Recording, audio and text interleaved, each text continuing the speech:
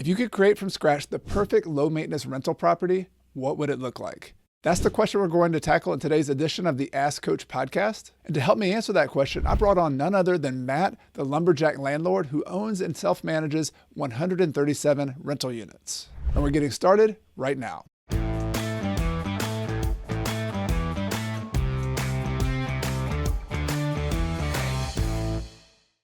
Welcome to the podcast, Real Estate Investing with Coach Carson. I'm your host, Chad Carson. You can also call me Coach Carson. And this is a show to help you get out of the financial grind so you can spend your time doing more of what matters. Today's question was inspired by Eitan Sella, a member of my private coaching community, Rental Property Mastery. If you haven't heard of Rental Property Mastery, this is the place where I help small and mighty investors to buy more deals, raise more money, and to turn their rental properties into passive income so they can actually achieve financial freedom. You can check it out or join at the link in the podcast or YouTube description below. As you'll see, this episode was recorded on site at the One Rental at a Time event in Las Vegas, hosted by Michael Zuber, a friend and fellow real estate YouTuber. I want to thank Michael for allowing me to use his awesome recording studio and for allowing me to share this with you. Now, let's get to the conversation. You know, and the other thing too is on a budget, right? Because, you know, the guys can get in there and they can get nuts. And then you're looking at, well, there's this special custom boiler that they only make 7 of a year out of Italy, and it's $47,000, but it has 95% AFUE, which is its efficiency rating.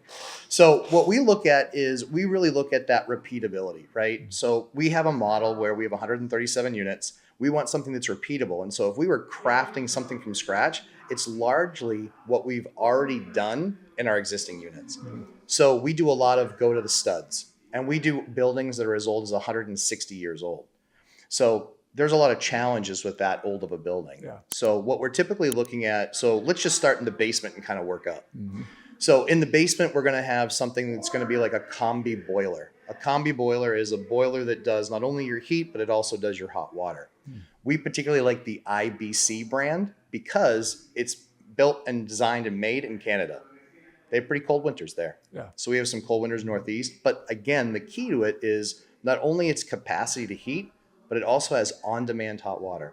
You never run out of hot water. You never get the call when you have one of those high-density units where you might have 4, 5, 6 people in it. And they say, yeah, that's great, but by the 4th person, there's no hot water left. So they're calling you constantly about, yeah, there's no hot water. Yep, you used it all. And I would assume you also, from a mechanical standpoint, have one unit. I have hot water heaters mainly. Yep. They're in the crawl space. They're getting rusted out. Yep. They're in a different place in the heating and air. So I assume there's kind of an efficiency there of just you send one service person in to fix the hot water heater or check on it or whatever. Yeah. Instead of having 2 separate units, which sounds small, but that can be a big thing. It's huge, right? Because then everything is tied together, which is great because you have your heat coming off of it, you have your domestic hot water coming off of it, and then you can just size it appropriately based on the number of people because they fluctuate in BTU. So what's nice is a hot water heater, it heats it up, brings it to temp, and then you use it. But then when you don't use it, the temperature drops, but then it has to kick on again to heat it back up. Yeah. With these on-demand heaters, it heats it in a coil near instantaneously. And so you don't have that lag time in those energy draws. So I want to leave a low carbon footprint. I want to curate a great experience for my tenant. And I want to have something that's low maintenance to fix. The beauty of design of an IBC is it's 7 parts. When you become a dealer for IBC, you get a suitcase which has those 7 parts in it. I'm never down for more than 2 hours. I don't have to worry about the laws about heating being at least 58 degrees. And if it's less than 58 degrees for 8 hours, now we're talking about a health code violation. This never puts me in a position from a product perspective where I have to worry about that. Yeah. And as a landlord, we're trying to curate that best experience we can for our tenants. We're trying to find a way to better maintain our systems that are low maintenance and something that if it breaks, I can fix it quickly. This might apply to all the questions of maintenance. I assume that on the front end, when you look at putting cash out of pocket, sometimes the higher quality, lower maintenance, long run is a different equation on how much it's going to cost you over the next 20 years, as opposed to this one. Would it cost me more to buy that than I'm in the South, so I don't use boilers as much. But I would assume that's going to cost you more on the front end than putting like a heat pump or something that would be like an forced air kind of unit. But I mean, so what we typically look at is because again with a heat pump and being able to do like essentially mini splits, right? So when you're doing those mini splits, they're heat and cold. And every house down in the South has them. Up in the Northeast, they usually can't keep up with the cold weather. Right. And so what we look for is we look for that domestic hot water production, but we also look for forced hot water, which is kind of like if you're anything, basically north of Tennessee across the country, you're going to need the ability to heat pretty well. Yeah. And so this one asset gives you the ability to, when you implement it, it's only about 20 to 30% more expensive than your other option. But the longevity and the ease of use and the what we call the SWAN method, sleep well at night method, which we got from one of our students in our course. He just said, he's a military guy, and he's like, everything I do is so I can swan. I was like, what is a swan? Yeah. He explains it, and I said, I want to sleep well at night. I want to know that if I get the call that they don't have heat or they don't have hot water, that I'm back up and going in 2 hours. Yeah, I think that principle applies to a lot. If you can spend 20% more, but then you look at you own this property as a long-term landlord, it could pay off big time. So, absolutely. Cool. So we're in the basement, heating and air. One more question. Are most of your units multi-units, or do you have single family? Like, how would you apply that unit? So I do singles. I'm mostly 2, 3, and 4 unit buildings, almost all. But I do have a couple singles, and I've got a couple, 6, 8, 10, 12s. But yeah, when we look at it, that rule applies for anything. We want to standardize on a system that way our guy knows. So we've done 33 of those IBCs in the last 5 years. And we've had 2 maintenance calls. Right. You can't get away from that. And if you do have a maintenance call, there's not a question of, which part do we need? It's like IBC, take the suitcase out there. Exactly. Break the suit out, put the fan in, and we're done. And then the tenants are astonished, right? Because they've had other landlords, and they're like, "It's done. It's fixed." Or, our hot water's back. Yeah, we fixed it. Have no idea. So we're curating an amazing experience that breeds loyalty from our tenant to want to stay with us. Which is key. The most expensive thing is turnover. Yeah. Beautiful. All right. So we're going to continue this conversation about building your ideal bulletproof rental property from a maintenance standpoint. We've covered heating and air, hot water. What else would you work on? So the other thing is, what costs us the most money is a water leak. That's what costs us the most money. Yeah. So in small multifamilies, 2s, 3s, and 4s, and certainly for older buildings that we own, the biggest issue is everybody's seen it when they go down in that basement. They see that pretty little star valve, and then they see all the corrosion around it because it hasn't been turned off or on in 20 years. And so the issue is when you then find that star valve, you can't move it. It's frozen. So you're stuck. The water's going. Your only option is to shut off the main to the entire building. Well, now you have an entire building with no water. That can be a problem. It's frowned upon. So the idea is when you have the ability, when I take over a house, we go in and we actually cut in shutoffs to each unit in the basement. Quarter turn ball valves. It's extremely inexpensive. You can get a plumber in there for literally 2 hours, and he can get you ball valves to every single unit. So you now have a shutoff in the basement that anyone can access on an emergency. You get that water off, and you don't have to worry about it. Love it. And you're isolating the problem. You're only taking care of the unit that has the problem of the leak. Everybody else doesn't even know that there's an issue. Yeah. I've even heard some landlords go to the extreme of like, you got to assume that tenants don't necessarily know how to turn the water off. Yes. They'll put it in the bathroom. They'll just put valves everywhere because it's so cheap to do. They're like, put a valve under the kitchen sink. Put a valve. I mean, I know haven't done that myself, but I think it's smart to think about like what's the worst case scenario you can think about from a maintenance standpoint, and it's water running all over the house. Heck yeah. And a tenant just saying, I don't know how to fix this. And they might have good intentions, but they're calling you're traveling, the property manager doesn't hear it. So having like on the refrigerator with a magnet, turn off the valve, look under the sink, turn the valve off. Exactly. It could be a lifesaver. It could save you a ton of money. $5,000-$10,000. And a lot of times, let's face it, a lot of times our deductibles are higher than that. Or are you going to file a claim for $5,000? Right. Heck no, because you can't take that hit on on all your properties, insurance going up. Yeah. They're going to pay themselves back 3x. Yeah. Something I've thought about a lot, Matt, lately is not only the valves, but also just the plumbing system as a whole. I buy a lot of 1950s properties in the South. Yep. And you get the old cast iron, plumbing supply lines. And it's come to me. I've had so many like copper and cast iron leaks and corrosion issues that when I buy the property, why don't I just go in and replace the entire supply line system with new lines, new valves? I'm just curious, if you were going to do that, what kind of materials would you use for that? Yeah, so I think you can go a couple of different routes. If I've already got copper there, I really love copper, especially in the South because it's not nearly as prone to burst as it is in the Northeast where I am. And so I actually love copper. So what I would probably do is I would go in there and I would look and just change out all the fittings with compression fittings.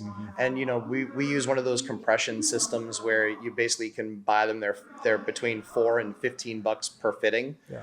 You get them in there, use your compression tool, and that's something that you don't even need a plumber to do if you're handy. You can actually do it yourself. You can cut it out yourself. You can just shut the water off to the house when you're doing that little project. So that's one of the things that we would do. The other thing that's kind of like more attractive is, if you wanted to really go full bore, is you just put PEX throughout the entire house. Yeah. Because it's so flexible, you can get it up into wall cavities. It makes it really, really easy.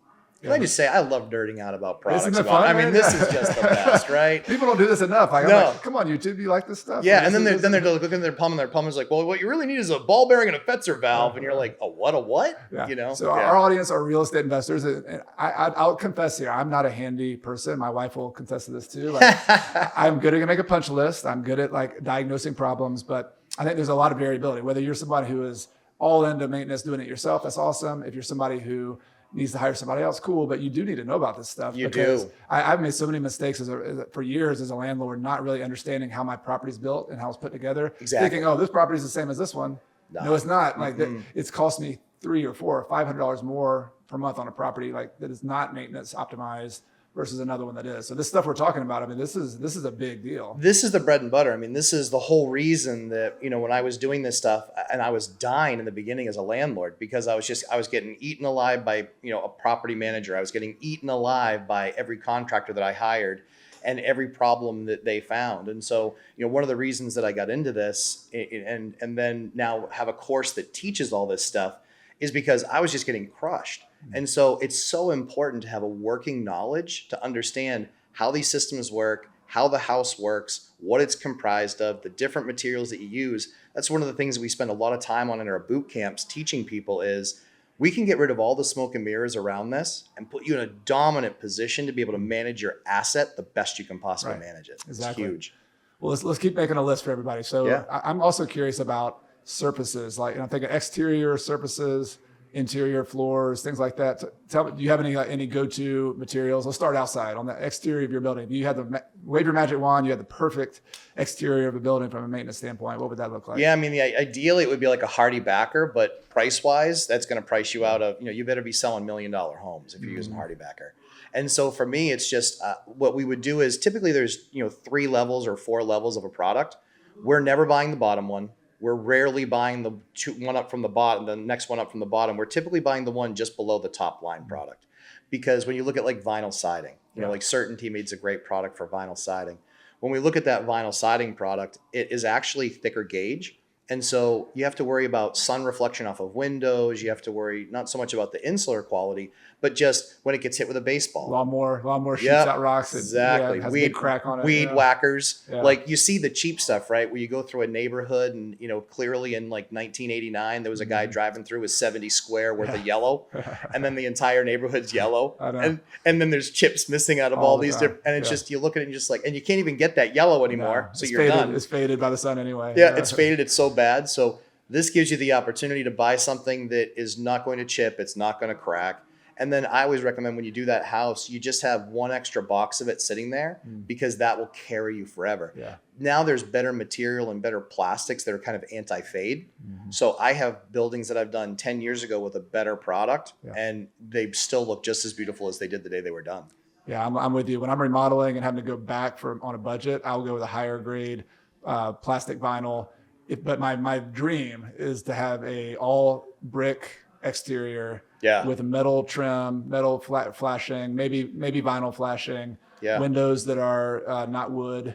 I actually just wrote a tweet this morning. I want no wood on the exterior of my property. Agreed. Possible. Wood is you have to paint it and you got to scrape it and it rots and it gets pests. Yeah. Forget it. It's beautiful. Like I'm a sucker for old houses. Like I love old houses, but character, But man, for a rental property, you want stone, you want brick, you want maybe vinyl, high grade vinyl, but brick, stone, metal, something like that on the exterior that can last for decades without having a problem. Whereas wood, every 5 years, you're in decks are another issue. I don't know what you think about decks, but I recently, I've had to replace tons and tons of wood decks, even though you treat them, even though you stain them.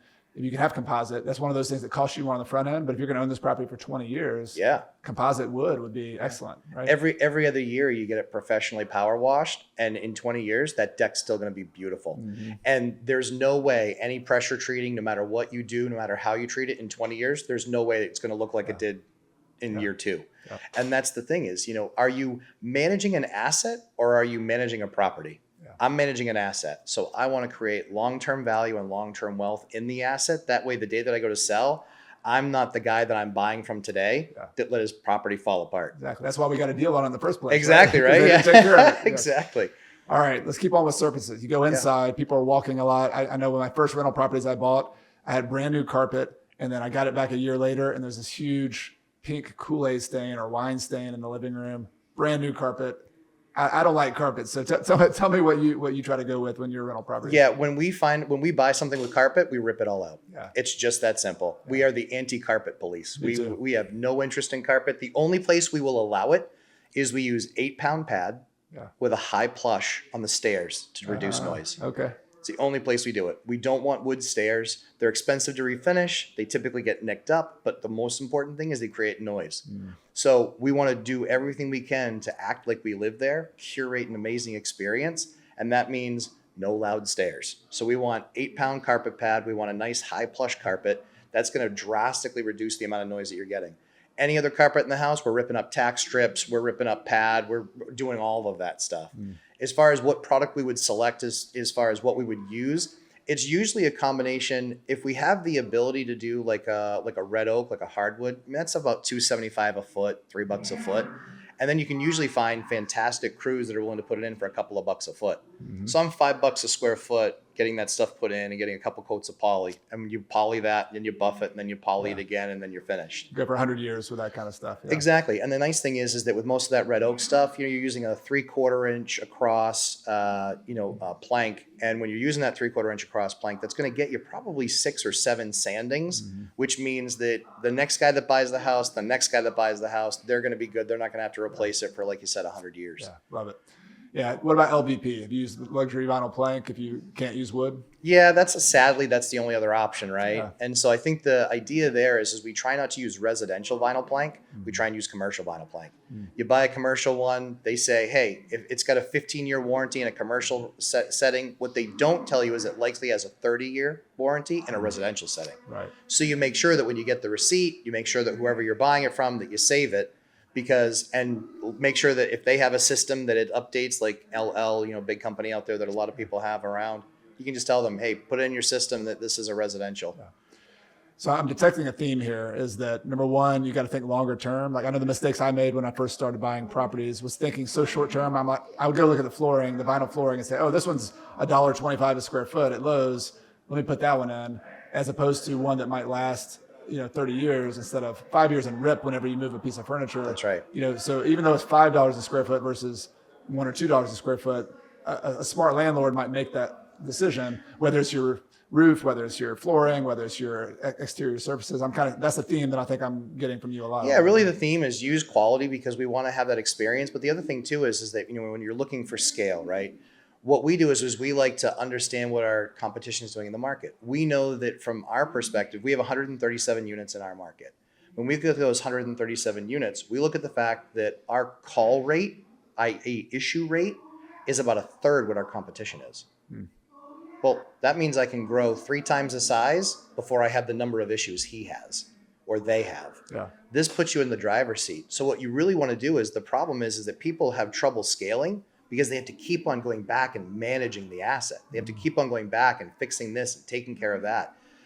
The tenant doesn't want that. You don't want that. Yeah. And you can get around that often by using quality people that are installing good products. And it doesn't mean you're buying the Rolls Royce of everything. Right. It just means you're, not buying junk. All right, 2 questions. One is about picking quality. One of the issues I've had is like even knowing what a quality product is. Like sometimes you have the most expensive product, they're portrayed as a quality product. How do you figure out what quality means? Because sometimes it's just hard to figure out. Yeah, let's start with LVP, right? Yeah. Because there are a billion different ones. You're like, oh yeah, this color looks like this color, but this one's $2 and this one's $5. Yeah. Well, what the difference is it's usually wear layer. It's usually the thickness of the actual plank that matters. And so it's really being comparative. This one has a 30 mil wear layer. This one has a 10 mil wear layer. Well, I don't want a 10 mil wear layer. I will take a 30 because I want that extra wear layer. So it's being able to understand, even just comparatively, you don't have to become a flooring expert. It's really simple. This one, it will give you all the statistics. This one will give you all the statistics. Once you understand wear layer and thickness, there's not a whole lot more to it. The other thing you can do too is you want to see if you want to see if LVP is junk, take your thumb, put it on the corner and push it. You can snap it. That stuff's junk. I got you. And I'd say there's probably a similar process with plumbing materials, probably a similar process with, any material, I guess. You got to study it a little bit to say, Google it, YouTube it. What's the quality? What's the difference between cheap and quality? And just educate yourself a little bit and you can figure out what that is. Yeah, usually, a lot of times when you go into any of the stores, when you go into any of these places, you can actually look and they'll have a sticker right on it, which will tell you all that stuff. And so you can take a 5-minute, 10-minute crash course. Yeah. That's one of the things we talk a lot about in our boot camp is products, because people are going and they're doing the work. Does it cost you any more to have a plumber install a 4-year warranted water heater than an 8-year warranted water heater? Yeah. It doesn't cost another dime. That heater might be an extra $100 or $200. Worth it, yeah. Well worth it. Yeah. All right. So we've talked about exterior surfaces, interior surfaces. We've talked about the hot water, the heating and air unit.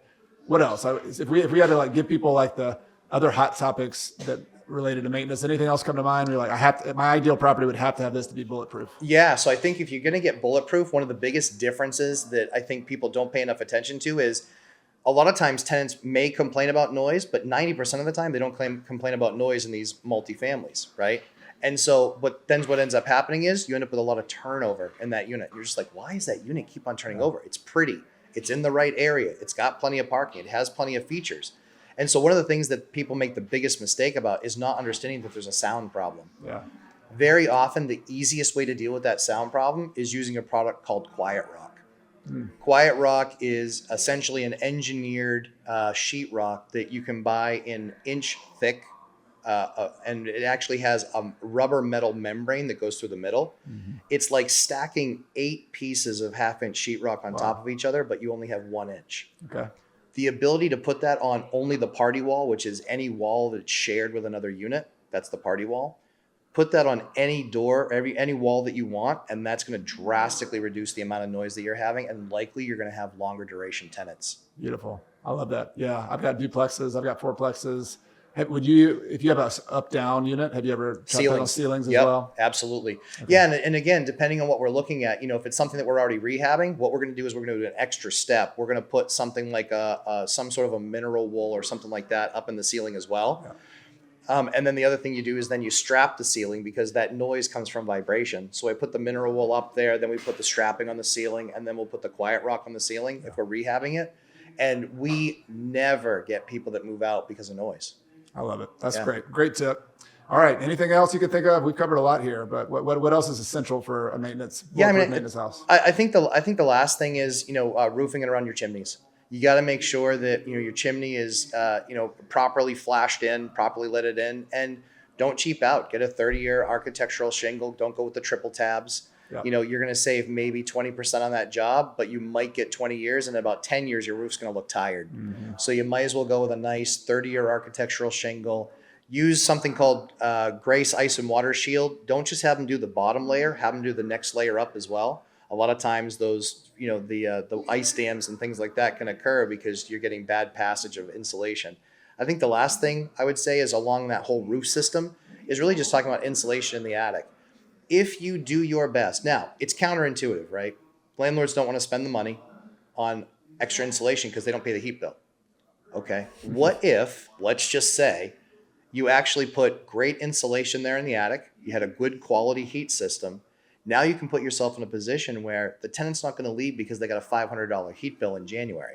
So am I helping the tenant out? Yeah, absolutely. Is it my expense? Absolutely. Is it going to keep their costs low? Absolutely. But what does that allow me to do? It allows me to have pricing pressure on the upward fashion on rent. Yeah. I think the attitude I'm getting from you, which I totally resonate with, is that we're not in a counter benefit. Our situation isn't counter the tenant. We actually align. We're aligned with them. If they win, if they are happy, if they enjoy living there, we win, literally, because they stay longer. They are happy. They tell their friends about you. Yeah, it's a win. I mean, absolutely. So I've never the slumlord mentality. It bugs the crap out of me. It just I don't get it. I don't understand it. Not only just because it's, even if you want to be selfish, it's not right, because you're going to get higher quality tenants. They're going to stay longer, even if it weren't the right thing to do. Yeah. It's the selfish thing to do as well. Yeah, I mean, the cheap becomes expensive. And so if we can curate an amazing experience for our tenants, they stay, there's loyalty. The thing I'm most proud of is my renewal rate. You know, if we've chosen to renew with a tenant, we have like a 93% renewal rate. When you're talking about 137 units, I can't keep an agent busy full time. Yeah. But there's slumlords, they keep agents busy all the time. And they just have no idea. And they end up working with much smaller margins. And then they have the reputation of not being a good landlord. You only have one name, act like it. Yep.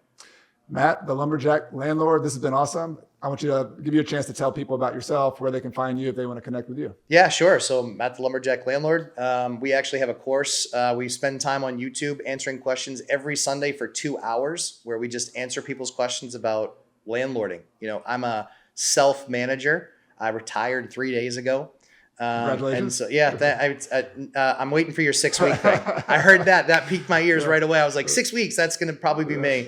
But happened right away. And so, yeah, I'm 3 days into retirement. It's very uncomfortable. But yeah, find us on YouTube and Instagram, and we do a lot of projects. I bought a jail, and so I'm rehabbing a jail right now. Love it. Love the creativity. So cool. I'm going to follow your channel as well. Appreciate it. So I'll have links to to your YouTube channel, to your courses, your Instagram below. But thanks for being on with me. Awesome. Appreciate it, Coach. All right, Matt. In this video, we got very specific about how to make your rental bulletproof from a maintenance standpoint. But one thing we didn't cover is how to actually do the system or the process of maintaining your rental properties, both the regular maintenance and the preventative maintenance that avoids future problems. So in the next video, I go over my process of annually inspecting a rental property and all the specific things I look for to avoid major maintenance costs. And I even give you a free checklist that you can use to inspect and maintain your own rental properties year-round. You can watch the video by clicking the link above me here or in the podcast or YouTube description below.